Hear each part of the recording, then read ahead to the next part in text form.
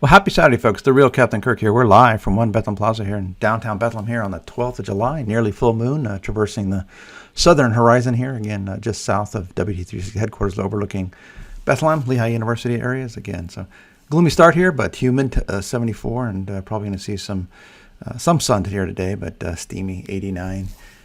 For some folks, a little too hot here right now. So again, Christmas in July here. This is our year-ahead forecast that some of our big clients would know. And again, but more importantly, what this means for retail seasonal sales and everything they sell in their stores. So again, looks like, again, it's a kind of a weak, neutral, negative phase this winter. And again, that's not entirely a La Nina, but again, we are leaning toward another cold winter. In fact, it could be even snowier along the East Coast under this cycle. So cold is the theme, but again, Christmas week, again, a little milder on the East Coast, but again, signs of a major cold blast across North America.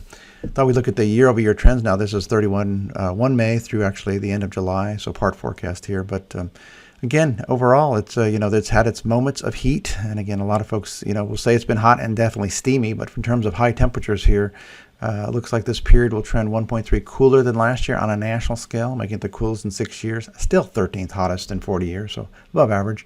Rainfall about 7% wetter than last year, most in 6 years, 7th wettest in 40 years. So we had that one. Retailers like to look for hot, dry weeks. So we had that heat wave in late June, early July. That was warm and dry. That was definitely a good period here. A little bit cooler, drier this week. So again, some of the equation here of warmer, drier, but again, cool is definitely a negative trend for some of these really hot seasonal categories like pool chemicals, cold beverages, air conditioners. Looks like we might get a week here, third week of July, that's got that trend of warmer, drier. So we'll see here. But overall, again, despite the hype maybe a little bit too much, again, this has been a cooler summer than the extreme conditions we had last year. You see that reflected to some extent here in the 90-degree data year to date. U.S. trending down 6% versus last year in terms of hot days. Still fifth most. So again, a lot of hot days, but just not as many as last year. Northeast down more significantly, down 24%, eighth most in 40 years. If we look at the 2-week forecast here through this gets us out through, I think about the 25th of July here.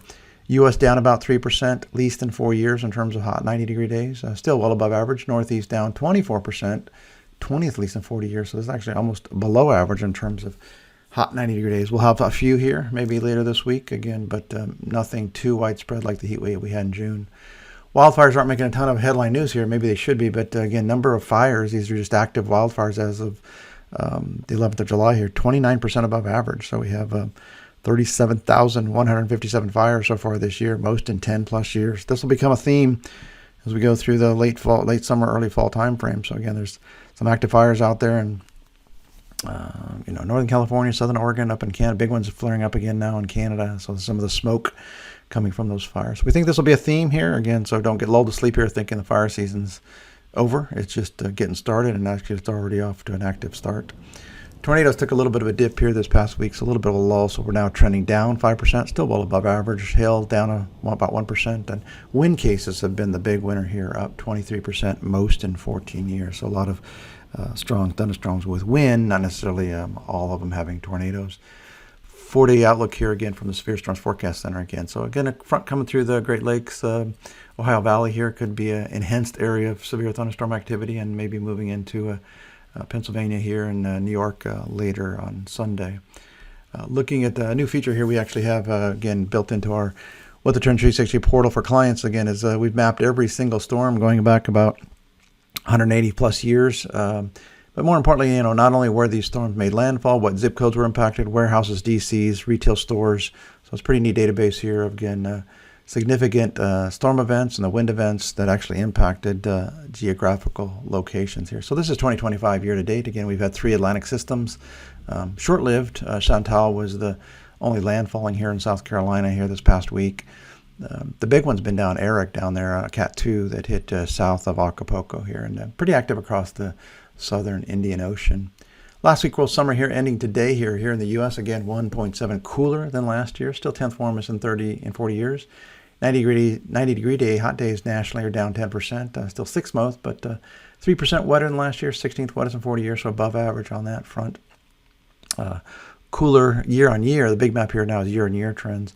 UK really hot there, warmest in 3 years, second hottest in 40 years, and very, very dry, 71% drier than a year ago, driest in 3 years. So hot and dry, if you're going to pick a winner, you're going to say it's going to be that UK for hot summer seasonal categories, and maybe a little bit of the central U.S. Again, it's warmer than last year, but still not excruciating hot. So no significant heat waves here this past week. Look at this week, 19 July here. Again, kind of continuing that slightly cooler trend here. So a big, strong cold front here. Models didn't see this a week or so ago, but 1.5 degrees cooler than last year.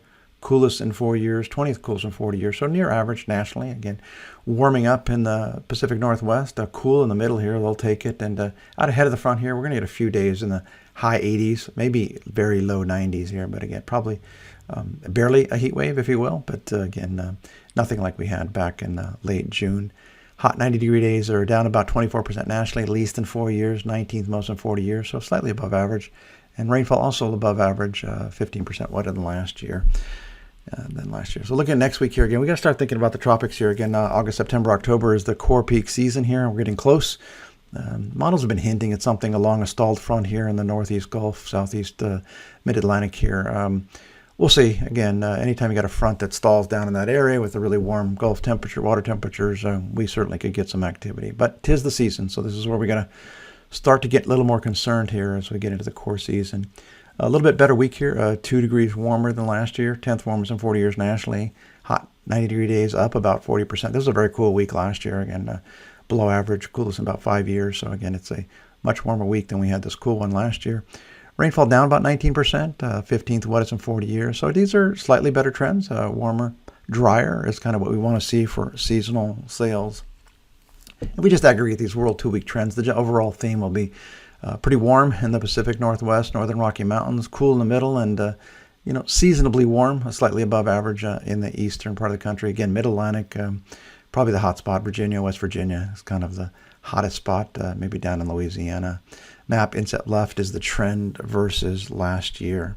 And we look at the rainfall trends here. Here in the U.S., kind of stormy. Again, East Coast, Corn Belt, again, getting plenty of rainfall here. And UK, a little bit wet, again, compared to the dry conditions they have. And actually, Europe will start to dry out. So with that, folks, you have a great week ahead here, and we will be talking to you this time next week.